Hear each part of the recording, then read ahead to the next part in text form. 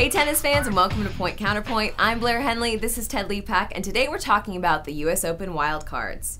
The US Open Wildcards were announced, and veterans James Blake and Lleyton Hewitt made the list. Some think the USTA should be putting these players out to pasture instead of giving them a free pass at Flushing Meadows. What are your thoughts?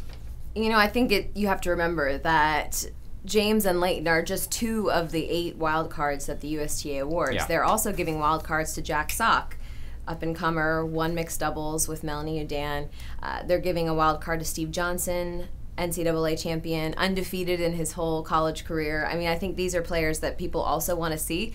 But it's only 2 out of 8. I think go for the players that have made a name for themselves, and I think it's okay that the USTA is giving them a boost. I don't think they should give it to Blake at all. I don't think they should be giving Blake a wild card. I can understand Hewitt. Hewitt's like 10-7 this year.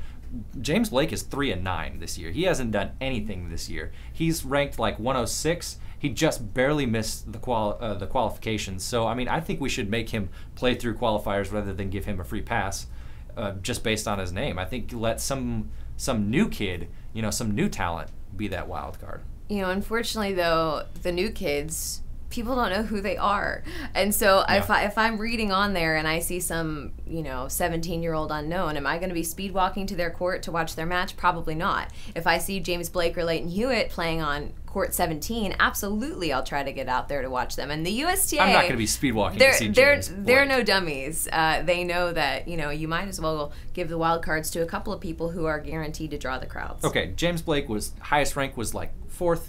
Maybe. Okay, I can understand Lleyton Hewitt. Lleyton Hewitt was a former world #1. He's played against, Novak Djokovic this year and Tsonga in big matches that we've watched and been entertained by. James Blake has not. James Blake has been coasting on his name, and I mean, give it to somebody else who's worked hard for it. For example, he made the qualifications, but Mike Russell, another American who has been working all year, played at least twice as many matches as James Blake, busting his butt in qualifiers and just working hard to get his spot in this US Open. People like that, let's find an up-and-comer like that.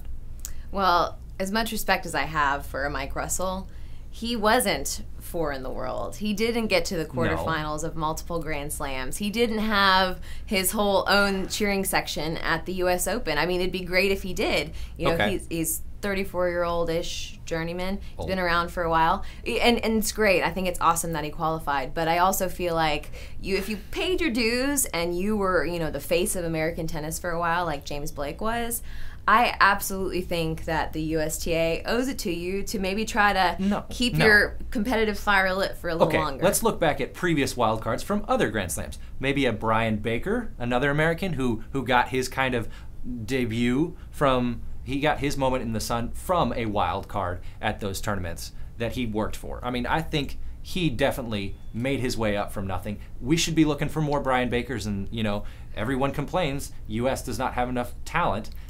Give other people shots to make it. Well, maybe in those 6 other wild cards for the men, and of course there are another 8 for the women. Maybe we'll see that this year. Maybe Melanie Udan will have a resurgence. We'll have to see. James Blake doesn't deserve a wild card. My final say. My final say. All right, well, we're looking forward to hearing your thoughts. Let us know what you think in the comment section below or on Facebook and Twitter. We'll see you next time here on Tennis Now.